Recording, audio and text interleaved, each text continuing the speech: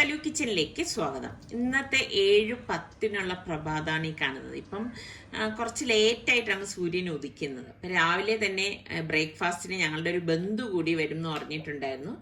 അപ്പോൾ രാവിലെ തന്നെ നിസാർക്കെ പോയി മട്ടനൊക്കെ വാങ്ങിയിട്ട് വന്നു. അപ്പം ഞാൻ എന്താ പ്രഷർ കുക്കറിലേക്ക് 2 ടേബിൾ സ്പൂൺ വെളിച്ചെണ്ണ ഒഴിച്ച ശേഷം പട്ട, ഗ്രാമ്പു, ഏലക്ക, പെരിഞ്ജീരകം, കുറച്ച് ഉലുവയും ഇത്രയും കൂടി ഇട്ടിട്ട് ഒന്ന് മൂപ്പിച്ചു കൊടുക്കുകയാണ്. ഇതൊന്ന് മൂത്ത് വരുന്ന സമയത്ത് ഞാനിവിടെ 2 അത്യാവശ്യം വലിപ്പമുള്ള സവാള സ്ലൈസ് ചെയ്തത് ഇതിലേക്ക് ഇട്ടിട്ട് ഒന്ന് വഴറ്റി കൊടുക്കുകയാണ്. അപ്പോൾ ഈ സവാള ഒന്ന് വഴണ്ട് വരുന്ന സമയത്ത് ഞാനിവിടെ ഒരു 3 പച്ചമുളക് ചതച്ചെടുത്ത് വെച്ചിട്ടുണ്ട്. അതോടൊപ്പം തന്നെ 3 ടീസ്പൂണോളം ഇഞ്ചി വെളുത്തുള്ളി പേസ്റ്റും കൂടി ചേർത്തിട്ട് നമുക്കിതൊന്ന് വഴറ്റി കൊടുക്കാം. അപ്പം ഇനിയിപ്പം നമുക്ക് ഇതിൻ്റെ അരപ്പിന് വേണ്ടിയിട്ട് മിക്സിയുടെ ജാറിലേക്ക് 3 ടേബിൾ സ്പൂൺ കാശ്മീരി ചില്ലി പൗഡറും 3 ടേബിൾ സ്പൂൺ മല്ലിപ്പൊടിയും 1 ടീസ്പൂൺ മഞ്ഞൾപ്പൊടിയും 1.5 ടേബിൾ സ്പൂൺ ഗരം മസാല പൊടിയും പാകത്തിനുള്ള ഉപ്പും ഇട്ട ശേഷം കുറച്ച് വെള്ളം ഒഴിച്ചിട്ട് ഇതൊന്ന് കറക്കിയെടുക്കണം. അപ്പം അതാ ഈ ഒരു പരുവത്തിൽ നമ്മൾ മസാല റെഡിയാക്കി എടുത്തിട്ടുണ്ട്. അപ്പൊ ഞാൻ എന്താ വീണ്ടും ഉള്ളി ഒന്ന് വഴറ്റി കൊടുക്കുകയാണ്. അപ്പൊ കറക്റ്റ് പരുവായിട്ടുണ്ട്. അപ്പൊ ഈ സമയത്ത് നമുക്ക് ഈ അരച്ച് വെച്ചിരിക്കുന്ന അരപ്പ് ഇതിലേക്ക് ഇട്ട് കൊടുക്കാം. അപ്പൊ നമ്മൾ ഇതുപോലെ അരപ്പ് അരച്ച് ചേർക്കുമ്പോഴേക്ക് കറിക്ക് നല്ല കൊഴുപ്പ് കിട്ടുകയും അതുപോലെ തന്നെ കഷ്ണങ്ങളിലേക്കൊക്കെ നല്ലതുപോലെ മസാല പിടിച്ച് കിട്ടുകയും ചെയ്യും കേട്ടോ. അപ്പൊ അതാ ഇതുപോലെ ഒന്ന് വഴറ്റി കൊടുത്ത ശേഷം ഞാൻ ഒരു രമ്പയില, കുറച്ച് ഒരു 1/4 ഭാഗം രമ്പയില മുറിച്ചിട്ട് കൊടുത്തിട്ട് ഒരു 2 തക്കാളി കൂടി ഇതിലേക്ക് ചേർത്തിട്ട് ഒന്ന് ഇളക്കി കൊടുക്കണം. അപ്പം ഞാനിവിടെ ചെറിയ 2 തക്കാളിയാണ് ഇതിലേക്ക് ചേർത്തിരിക്കുന്നത്. പിന്നെ ഞാൻ എന്താ ഇവിടെ മട്ടൻ കഴുകി വൃത്തിയാക്കി വെച്ചത് നമുക്ക് ഇതിലേക്ക് ഇട്ട് കൊടുക്കാം. ഇട്ട് കൊടുത്ത ശേഷം ഇനി എല്ലാം ചേർത്തിട്ട് നല്ലതുപോലെ ഒന്ന് ഇളക്കി കൊടുക്കണം. എപ്പോഴും നമ്മൾ ഫ്രഷായിട്ട് മട്ടണൊക്കെ ഉണ്ടാക്കുമ്പോൾ അതിൻ്റെ ടേസ്റ്റ് ഒന്ന് വേറെ തന്നെയാണ്. അപ്പം ഈ മസാല പിടിക്കത്തക്ക രീതിയിൽ ഒരു 2-3 മിനിറ്റ് ഇതുപോലെ ഒന്ന് ഇളക്കി കൊടുത്ത ശേഷം നമുക്ക് മിക്സിയുടെ ജാറിൽ തന്നെയാണ് ഞാൻ വെള്ളം എടുത്തിട്ട് ഇതിലേക്ക് ഒഴിച്ചു കൊടുക്കുന്നത്. എന്നിട്ട് നല്ലതുപോലെ ഒന്ന് ഇളക്കി കൊടുക്കാം. അപ്പം ഞാൻ എന്താ ഇതിലേക്ക് തിളച്ച വെള്ളമാണ് ഒഴിച്ചു കൊടുത്തിരുന്നത് കേട്ടോ. തിളപ്പിച്ചാറിയിരുന്ന വെള്ളം ഇരിപ്പുണ്ടായിരുന്നു, അത് ഇതിലേക്ക് ചേർത്ത് കൊടുക്കുകയാണ് ചെയ്തത്. പച്ചവെള്ളം നമ്മൾ ഇതിലേക്ക് ചേർത്ത് കൊടുക്കുകയും ചെയ്തത്. പിന്നെ കുറച്ച് കറിവേപ്പിലയും കൂടി നമുക്ക് ഇതിലേക്ക് ഇട്ട് കൊടുക്കാം. ഇട്ട് കൊടുത്ത ശേഷം പ്രഷർ കുക്കർ മൂടിയിട്ട് വെയിറ്റ് ഇട്ടിട്ട് ഞാനൊരു 5 വിസിൽ വരെ ഇതൊന്ന് വേവിച്ചെടുക്കുകയാണ് ചെയ്യുന്നത്. 5 വിസിൽ കേട്ട് കഴിഞ്ഞ് സ്റ്റീമൊക്കെ പോയ ശേഷം ഞാൻ എന്താ പ്രഷർ കുക്കർ ഓപ്പൺ ചെയ്തു. ഇതാ കണ്ട അടിപൊളി നമ്മളുടെ മട്ടൻ കറി റെഡി ആയിട്ടുണ്ട്. അപ്പൊ ഇതിപ്പോ മട്ടനിൽ നിന്ന് വന്ന ആ എണ്ണയാണ് കേട്ടോ തെളിഞ്ഞു നിൽക്കുന്നത്. നമ്മൾ വളരെ കുറച്ച് എണ്ണയല്ലേ ഇതിലേക്ക് ഉപയോഗിച്ചിട്ടുള്ളൂ.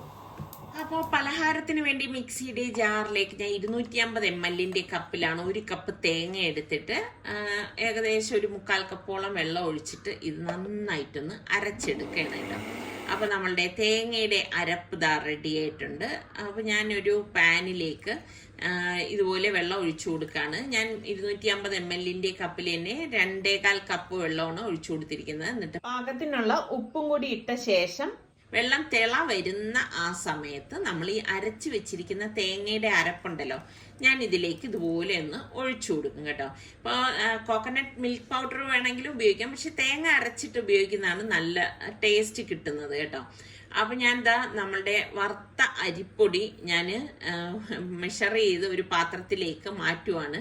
അപ്പം 250 ml കപ്പിൽ തന്നെയാണ് ഞാൻ എന്താ അരിപ്പൊടി എടുക്കുന്നത് കേട്ടോ. അപ്പം ഇതൊരു കറക്റ്റ് അളവാണ് ഞാൻ ഇന്നിപ്പോൾ പറയുന്നത്. അപ്പം ഞാനിവിടെ 2.5 കപ്പ് മെഷർ ചെയ്ത് എടുത്തിട്ടുണ്ട്. ഇത്രയും മാത്രം മതിയാവും കേട്ടോ. അപ്പം ഇതിങ്ങനെ മെഷർ ചെയ്ത് എടുക്കാനുള്ള കാര്യം എന്താണെന്ന് പറഞ്ഞാൽ നമുക്ക് ഇപ്പൊ ഈ വെള്ളം തിളപ്പിച്ചുകൊണ്ടിരിക്കുന്നതിലേക്ക് തട്ടാൻ എളുപ്പമാണ്. അപ്പൊ നമ്മളുടെ തേങ്ങ അരച്ചതും കൂടി ഇട്ട വെള്ളം ഒന്ന് തിളച്ച് വന്നിട്ടുണ്ട്. അപ്പൊ നമ്മൾ ഈ മെഷർ ചെയ്തിരിക്കുന്ന നമ്മളുടെ വറുത്ത അരിപ്പൊടി ഉണ്ടല്ലോ ഇതിലേക്ക് തട്ടിയിട്ട് കൊടുക്കാം കേട്ടോ. ഇത് ഇപ്പൊ ഞാനിതിപ്പം ഒരുമിച്ച് തന്നെ ഇതിലേക്ക് തട്ടിയിടാണ് ചെയ്യണത്. വേണമെങ്കിൽ കുറേശ്ശെ വേണമെങ്കിലും ചേർത്തിട്ട് ഇളക്കി കൊടുക്കാം. ഇതുപോലെ ഇട്ട ശേഷം നല്ലതുപോലെ ഒന്ന് ഇളക്കി കൊടുക്കണം. അപ്പൊ ഇതിപ്പം ആദ്യം നമുക്കത് ലൂസായിട്ട് തോന്നും. അപ്പൊ ഫ്ലെയിം ഓൺ ചെയ്ത് തന്നെയാണ് വെച്ചിരിക്കുന്നത്. ഇളക്കി വരുമ്പോൾ കറക്റ്റ് പരുവാണ് കേട്ടോ. അതാ ഈ ഒരു പരുവത്തിൽ കിട്ടും. അപ്പൊ ഞാൻ ഇവിടെ ഗ്യാസ് ഓഫ് ചെയ്തിട്ടുണ്ട്. എന്നിട്ട് നമുക്കിനി ഇത് ഒരു 5 മിനിറ്റ് ഒന്ന് മൂടി വയ്ക്കാം. 5 മിനിറ്റിന് ശേഷം ഞാൻ നമ്മളുടെ സ്റ്റാൻഡ് മിക്സർ എടുത്തു. അപ്പം ആ ബൗളിലേക്ക് നമ്മൾ ഈ മാവ് ഞാൻ ഇട്ട് കൊടുക്കുകയാണ് കേട്ടോ. അപ്പം ഞാനിപ്പം അഗാറയുടെ സ്റ്റാൻഡ് മിക്സറിൽ വെച്ചിട്ടാണ് ഇത് കുഴച്ചെടുക്കാൻ പോകുന്നത്. അപ്പം എൻ്റെ കൈക്ക് വേദന ഉള്ളതുകൊണ്ടാണ് ഞാൻ ഇതിനെ ആശ്രയിക്കുന്നത്. അപ്പം നല്ലതുപോലെ ഇത് നമുക്ക് കുഴഞ്ഞു കിട്ടും. അപ്പം ഞാൻ ഇനിയിപ്പം ഇതൊന്ന് കുഴച്ചെടുക്കട്ടെ. അപ്പം ചൂടോടുകൂടി തന്നെ നമ്മളിത് കുഴച്ചെടുക്കണം. എങ്കിൽ മാത്രമേ അത് ആ കറക്റ്റ് പരുവത്തിന് നമുക്ക് കിട്ടത്തുള്ളൂ കേട്ടോ. നിങ്ങൾക്കൊക്കെ എങ്ങനെയാണ് മട്ടൻ കറിയൊക്കെ ഉണ്ടാക്കുമ്പോഴേക്ക് അതിൻ്റെ കൂടെ കഴിക്കാൻ ഇഷ്ടമുള്ള പലഹാരം ഏതാണ്? അപ്പം ഞാൻ ഇത് നല്ലതുപോലെ ഒന്ന് കുഴച്ചെടുക്കുകയാണ്. അപ്പം ഇതിപ്പോൾ നല്ലതുപോലെ കുഴഞ്ഞു വന്ന ശേഷം ഞാൻ സ്റ്റാൻഡ് മിക്സർ ഓഫ് ചെയ്ത ശേഷം ഈ മാവ് അതിൽ നിന്ന് വിടിയിച്ചു കൊടുക്കുകയാണ് കേട്ടോ. ഇത് ഈസി ആയിട്ട് നമുക്ക് കുഴച്ചെടുക്കാൻ പറ്റുന്ന ഒരു സ്റ്റാൻഡ് മിക്സറാണ് കേട്ടോ. അപ്പം ഞാൻ ആ മാവെല്ലാം എടുത്ത് മാറ്റുകയാണ്. അപ്പം നമുക്ക് ഈ പറഞ്ഞ മാതിരി പാടൊന്നുമില്ല, പെട്ടെന്ന് നമുക്ക് ഇതിനിപ്പം ഉണ്ടാക്കിയെടുക്കാനും സാധിക്കും. അപ്പം ഇനിയിപ്പോൾ കൈ കൊണ്ട് കുഴക്കേണ്ട കാര്യമൊന്നുമില്ല. അപ്പം ഞാനിത് ചെറിയ ഈ ഒരു സൈസിലെ ബോൾസ് ആക്കി ഉരുട്ടി ഒന്ന് മാറ്റി വെക്കുകയാണ്. അപ്പം ഞാൻ ഇതിൽ വെച്ച് തന്നെ ഇതിന്ന് ആവശ്യത്തിനുള്ള മാവെടുത്ത് ഉരുട്ടി മാറ്റുവാണ് ചെയ്യണത് കേട്ടോ. അപ്പം ഞാൻ ഇതെല്ലാം മാറ്റി എടുത്തിട്ടുണ്ട്. എന്നിട്ട് ഞാൻ എളുപ്പത്തിന് വേണ്ടിയിട്ട് ചപ്പാത്തി പ്രസ്സിൽ വെച്ചിട്ടാണ് പ്രസ് ചെയ്തെടുക്കുന്നത് കേട്ടോ. ഇനി നിങ്ങൾക്ക് പരത്തി എടുക്കണമെങ്കിൽ അങ്ങനെ തന്നെ ചെയ്യാം. പക്ഷെ ഇതാകുമ്പോൾ എളുപ്പത്തിന് നമുക്ക് ചെയ്തെടുക്കാൻ പറ്റുമല്ലോ. അപ്പം ഞാൻ ഈ ഒരു രീതിയിലാണ് എടുക്കുന്നത്. ചിലര് ഇപ്പം മാവ് തൂവിയിട്ട് അതിലൊന്ന് തട്ടിക്കുടഞ്ഞെടുക്കും. ഇന്നിപ്പം ഞാൻ അങ്ങനെയൊന്നും ചെയ്യുന്നില്ല. അപ്പം ഞാൻ ഇവിടെ ഒരു 4 എണ്ണം എന്നുള്ളൊരു കണക്കിൽ വെച്ചിട്ടാണ് വലിയ പാൻ എടുത്തിട്ടുണ്ട് കേട്ടോ. ഈ പാനിൽ വെച്ചിട്ടാണ് ഇത് റെഡിയാക്കുന്നത്. അപ്പം എൻ്റെ അടുത്ത് പലരും ചോദിച്ചിട്ടുണ്ട് എങ്ങനെയുണ്ട് ഈ പാൻ എന്ന്. ഭയങ്കര നല്ലതാണ് കേട്ടോ. ഇപ്പം ചെറിയ പത്തിരിയൊക്കെ ആണെങ്കിൽ നമുക്ക് ഒരു 6 എണ്ണം വരെയും ഇതിൽ ഉണ്ടാക്കിയെടുക്കാനായിട്ട് പറ്റും കേട്ടോ. പിന്നെ ഫ്ലെയിം നമ്മുടെ ഗ്യാസിന്റെ ആ ഒരു ഇത് വേണം നമ്മൾ നോക്കാനായിട്ട്.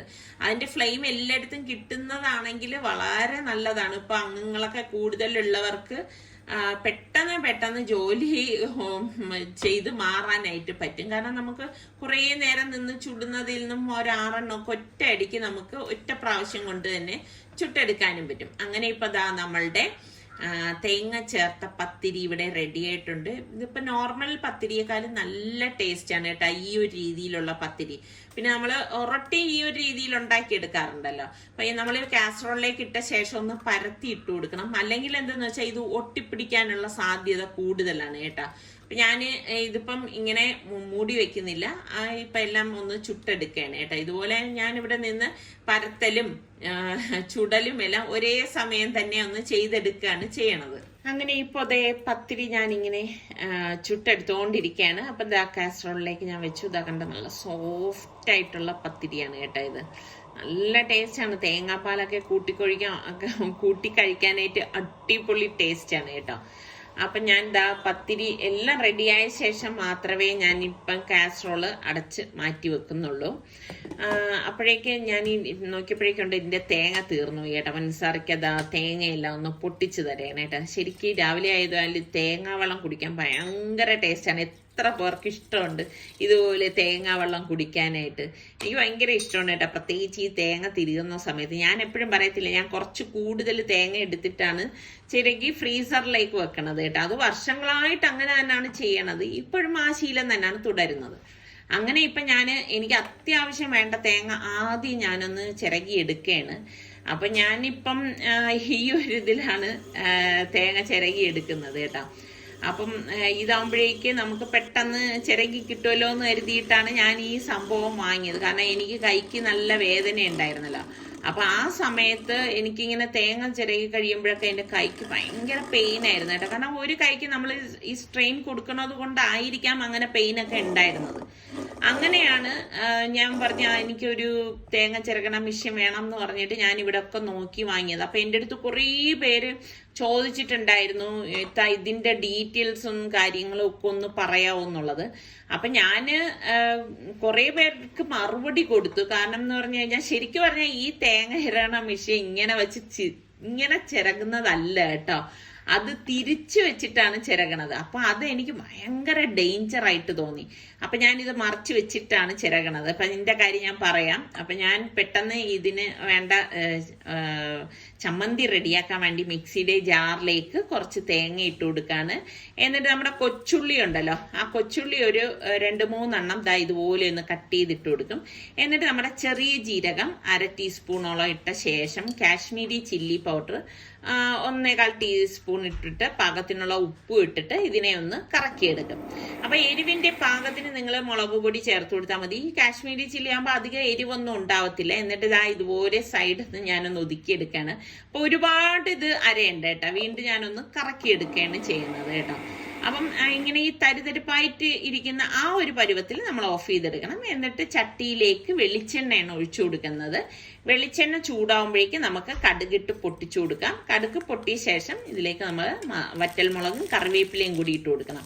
മസ്റ്റായിട്ട് വറ്റൽമുളക് വേണം കേട്ടോ. എന്നിട്ട് ഫ്ലെയിം കുറച്ച ശേഷം നമ്മൾക്ക് ഈ ചമ്മന്തി ഉണ്ടല്ലോ ഇതിലേക്ക് ഇട്ട് കൊടുക്കാം.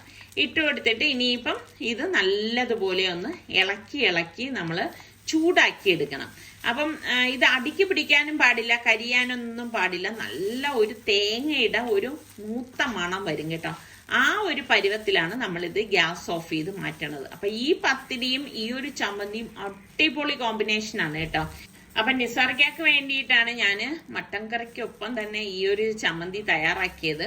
അത് ഞാൻ പറഞ്ഞില്ലേ, ഭയങ്കര നല്ല കിഡ് കോമ്പിനേഷനാണ്. അങ്ങനെ ഗസ്റ്റൊക്കെ വന്നു, അവർ ഭക്ഷണമൊക്കെ കഴിഞ്ഞ ശേഷം അവർ പോയി.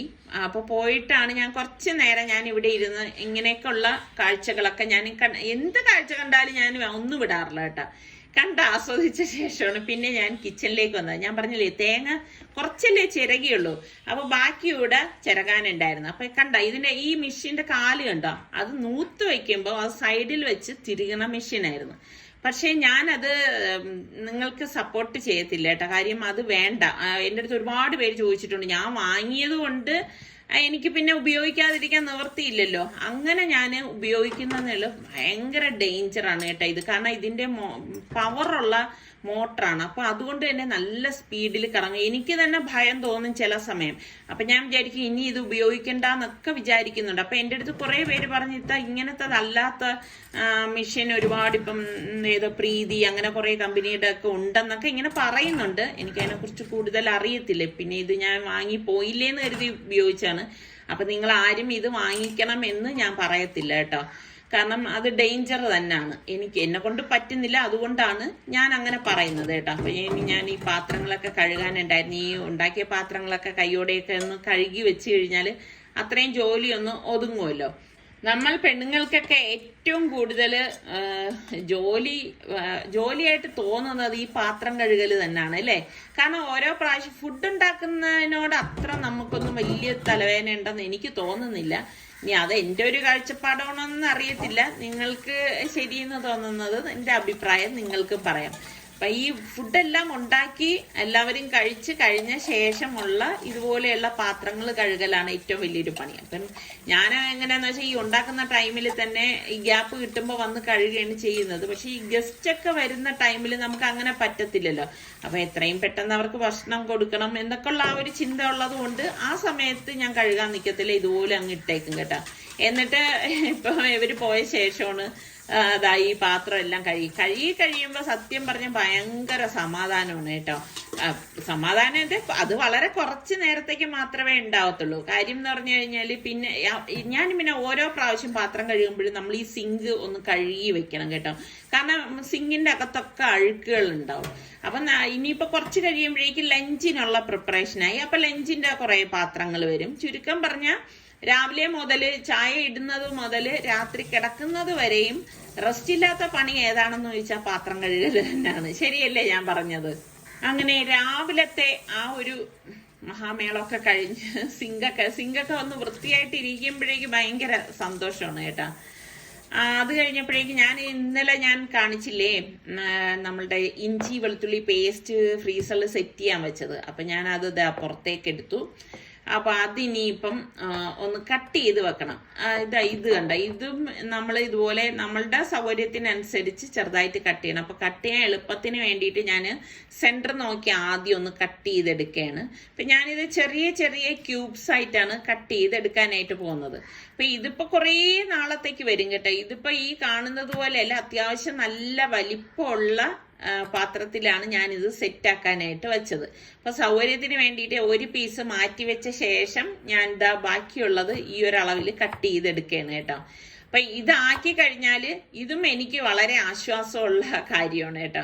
അപ്പൊ നമ്മള് ചിലതൊക്കെ കുറച്ച് നേരം ഒന്ന് മെനക്കെട്ട് ഓരോ കാര്യങ്ങൾ ചെയ്തു വെക്കുകയാണെങ്കിൽ അത് കുറേ നാളത്തേക്ക് നമുക്ക് വലിയ പണിയില്ലാത്ത, അതായത് നമുക്ക് ഭയങ്കര എഫേർട്ടൊന്നും ഇല്ലാതെ പെട്ടെന്ന് ജോലികൾ ഒതുക്കാൻ ഇത് സാധിക്കും.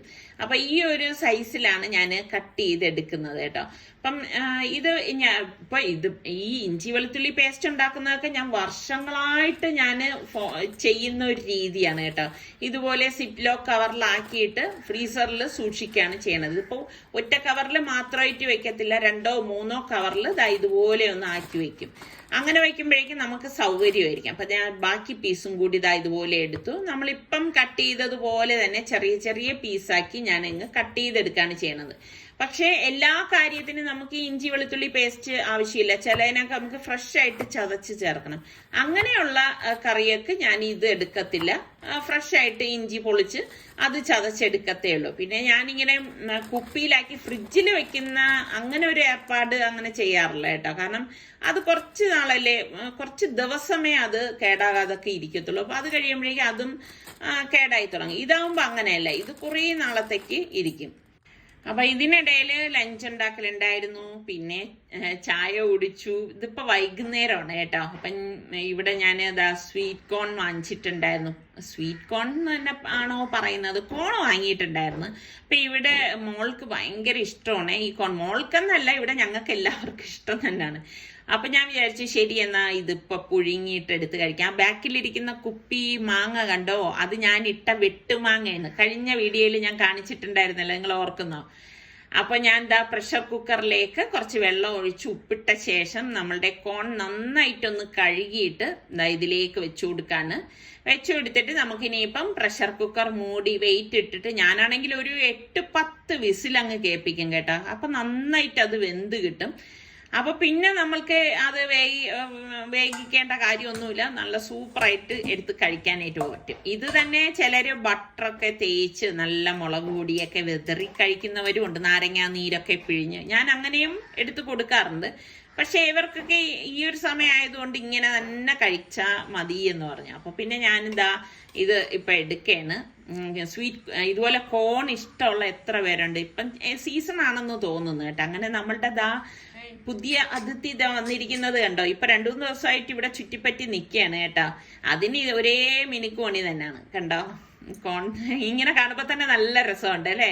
അപ്പൊ ഞാൻ എടുത്തപ്പോഴേക്ക് എല്ലാ നാരും പോയിട്ടില്ലായിരുന്നു. ഇതുപോലെ നാരുണ്ടെങ്കിൽ അതങ്ങ് മാറ്റി കളഞ്ഞാൽ മതി കേട്ടോ. അപ്പൊ ഇവർക്ക് റിയൽ ടേസ്റ്റ് കിട്ടണം എന്ന് പറഞ്ഞുകൊണ്ട് ഞാൻ ഇനിയിപ്പോൾ ഇതിലേക്ക് ഒന്നും ചേർക്കുന്നില്ല.